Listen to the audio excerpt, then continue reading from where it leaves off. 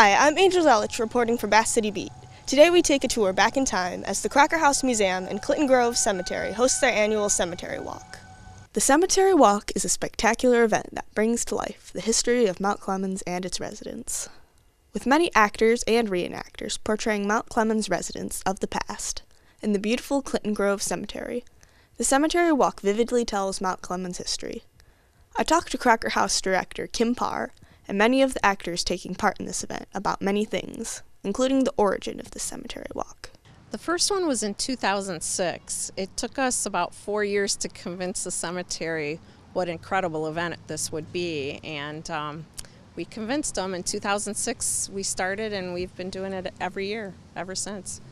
Having taught mourning and funeral history since 1994, the idea for the Cemetery Walk went well with Kim Parr's area of expertise, so naturally she was very enthusiastic about it. Having previously created a mourning program for the Civil War event at Greenville Village, Parr knew her audience and liked the idea of preserving history. I knew it would be great for here, not only because of the interesting subject matter of mourning and funeral history, but to highlight people from our area and their lives, and that really tells the true story of where we live. There's so many stories. We never repeat any of the graves ever. There's just an endless amount of stories, and sometimes people come to us and want us to feature their family stories. For funding, the Cemetery Walk is sponsored by Harold Vick Funeral Home and charges for tickets. The funds generated by the Cemetery Walk typically goes toward the preservation and restoration of the Crocker House. The actors you see here portraying Mount Clemens residents come from all over Metro Detroit and beyond. Some of them come from community theater, while others specialize in reenacting or playing the part of an actual person from some time in history. There's more to it than just picking names. We also try to focus on an area as well. And we pick people from all different eras, whether they're from the 1800s or from the 1900s. So there's multiple eras. So you really do learn a lot. Like this year we had a woman whose experience was really told about how her life was during the Great Depression.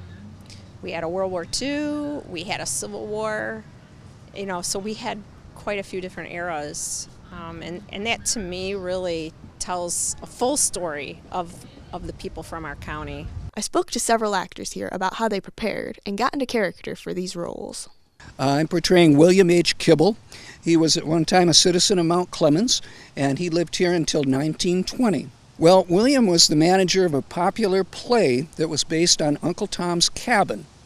Now, he would tour with that play during the summer months, and in the wintertime he would bed down right here in Mount Clemens. They would rehearse, and they would premiere the show at one of the local theaters every spring before they went out on the road. I'm portraying Laura Pearl. Can you tell me some interesting facts about Laura Pearl? Well, Laura Pearl was very supportive of her husband. She really loved to be out in the open. She loved to cook. She loved to be by her family. It was all about her family, pretty much. I am ELSA MODERSON, All right. longtime resident of Mount Clemens. Can you tell me some interesting facts about your character? Oh, she was Miss Mount Clemens of 1928. I studied up on her a little bit, and I looked up the parade and, of course, the photograph I have of her, and just kind of thought what it would feel like an immigrant in this country, new to this country. What would it feel like to actually be voted one of the highest honors in your city? So that's what I used as background. If you missed out this year, make sure to check out the Cemetery Walk next year and get to know some of Macomb County's most notable residents of the past. For Bath City Beat, I'm Angel Delich, and happy Halloween.